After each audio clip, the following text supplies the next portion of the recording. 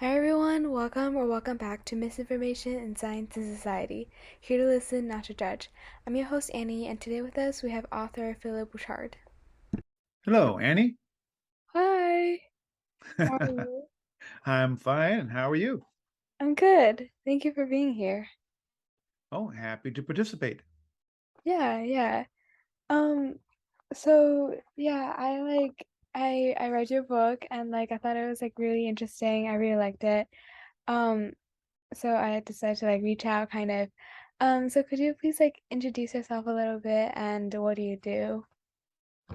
Okay, my name is Philip Bouchard, and on the book title I put R. Philip Bouchard. Mhm. My I worked for many years in educational software development. I'm probably best known for the 1985 Oregon Trail on the Apple II as the lead designer. Um, After many years of doing that, then I worked in um, online applications, that is internet applications for various companies such as FedEx and Morgan Stanley. And I Mhm. retired about 9 years ago, and now I've just been doing things like writing the book and writing articles, science articles for Medium, and pursuing my personal hobbies like rock tumbling and trying to get into music composition. Uh-huh. Yeah, that's really cool. So, um, why did you, I guess, why did you start, why did you decide to write the book, I guess? I've been very interested in science my whole life, and indeed, it was an interest in science education that got me into developing educational media, computer-based media back in the 70s and 80s. Mm-hmm. Um, and once I retired, I saw an opportunity to get back into uh, science education for the masses. And I thought a book would be the best way to go about it. But I first got ready by writing a whole lot of science articles that I posted to Medium. Uh-huh. And then I was able to eventually get then a publisher interested and write a book on the same themes that I had been covering in the Medium articles. Mm-hmm. Most recently, what's been interested me is seeing that there's a lot of information out there available to the public about science, most of which is ranged anywhere from slightly wrong to very wrong. Or maybe Mm-hmm. I may be an overstatement, but let's say half of it, is of mixed quality. Uh-huh. And so I thought, well, this is an opportunity to get to write on some of these topics that where misconceptions are rampant. Mm-hmm. Yeah. So what's your favorite part of doing what you do now, currently? Oh, well, I love it when I can help people understand things a little more clearly. So Mhm. that's the number one benefit I get from it. Yeah, for sure. Why do you think truth is so important, and why do you think misinformation or disinformation is such a big issue right now? Um, Truth is a somewhat slippery concept. Mm-hmm. Um, so I go a little more for, say, accuracy or information that is evidence based. Uh-huh. But even that is a little bit slippery because people can turn to different places for evidence, and some places are full of evidence that is wrong. Mm-hmm. So, but understanding science, I think part of it, I think, is just it's essential to understand the world around us. I think it's interesting to understand the world around us, but in terms of its importance to many people, it has to do with if you're going to establish policies based on science, then the science should be as accurate as possible. So that by helping people understand science, when they get into policy debates, they have some real science to draw upon.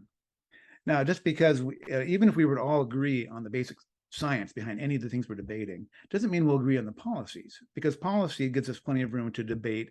You can have policies that lean more towards conservative principles. You can have policies that lean more towards liberal principles. But if Mm-hmm. at least we can come together on the facts, the underlying information, then we can have perhaps a more civil debate about what are the best ways of dealing with the consequences of what we know about science. Mm-hmm. Yeah. Um, so what do you think the worst type of misinformation or disinformation is? About what? Well, generically, I think the worst is when people are deceitful. That is, when it actually falls into the category of disinformation, which means that either one, people are intentionally spreading untruths, or in many cases, they just don't care if it's true or not. It's a good means to their ends, and therefore, whether it's true or not, it simply doesn't matter to them. So those are all categories of deceit that lead us to, well, particularly when it's used in favor of building outrage, where we want to get people angry at each other. Mm-hmm. And I would rather people not be so angry at each other, but instead come together, regardless of political leanings, and talk civilly about, okay, we have some issues that there may be some ideas on the left and some ideas on the right that can both contribute to a solution. Yeah. Um, what do you think about the invention of like technology and like the internet and its impact on misinformation? Oh, that's an interesting one.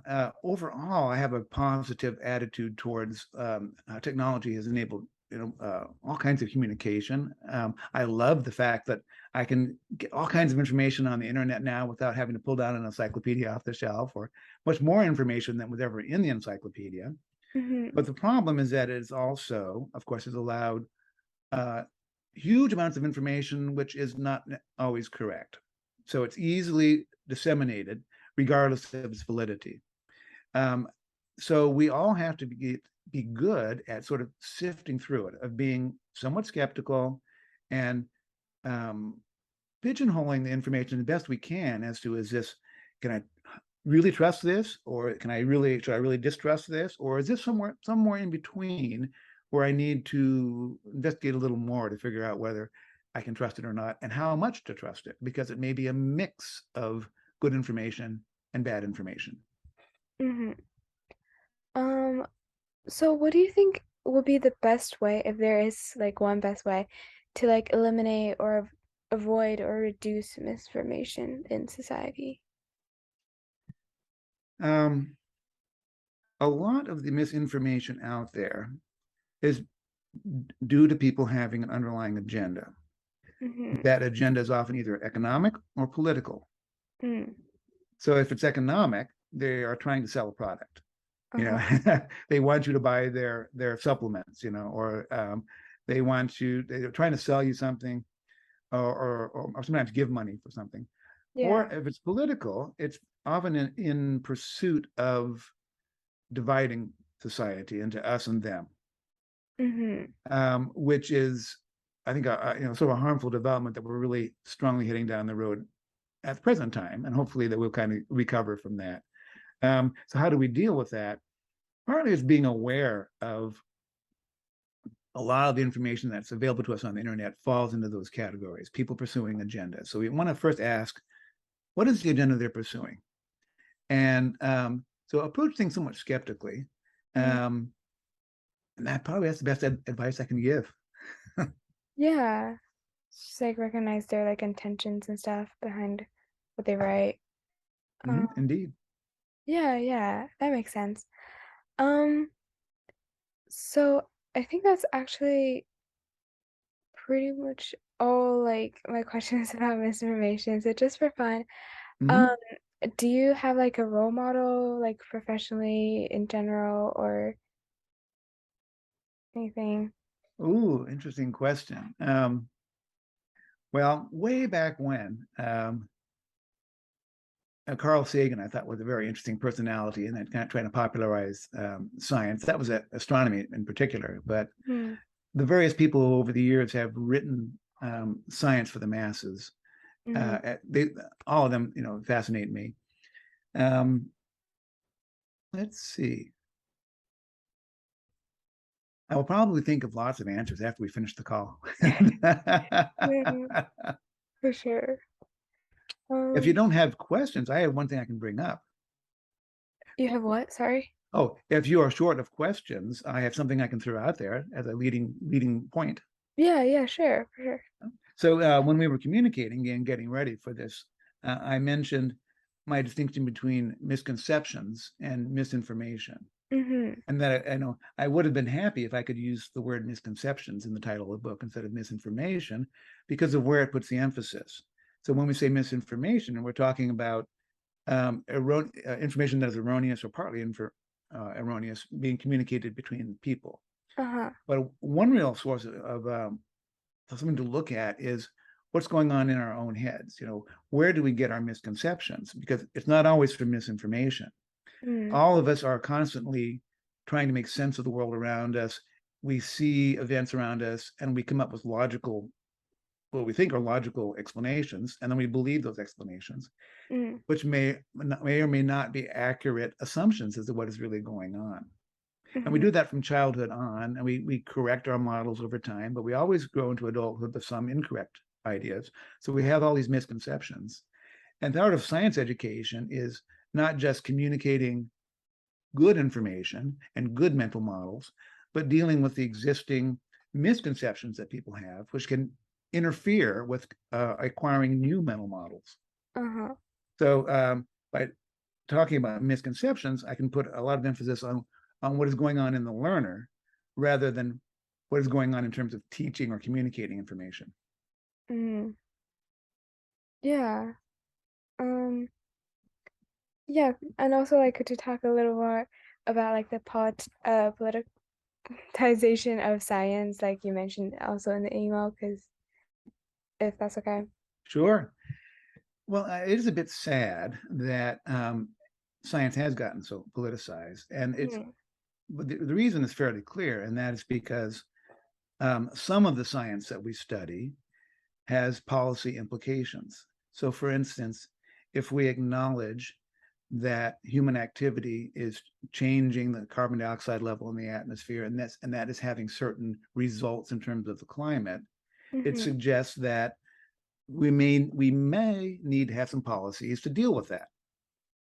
So when science leads to a need for policy decisions, it mhm, can get very political as people are tugging in both directions. They may want to deny the science. They may want to politicize the science in various ways. And I see this on the left and the right. In the case of the left, will um, come up with a policy they want to pursue and then look for science to try to back it up, which is a mhm. little bit backwards. I think it's better to start with the science and then let people of all political stripes work together to try to debate the policies as to what is the best way of dealing with the consequences of what we know.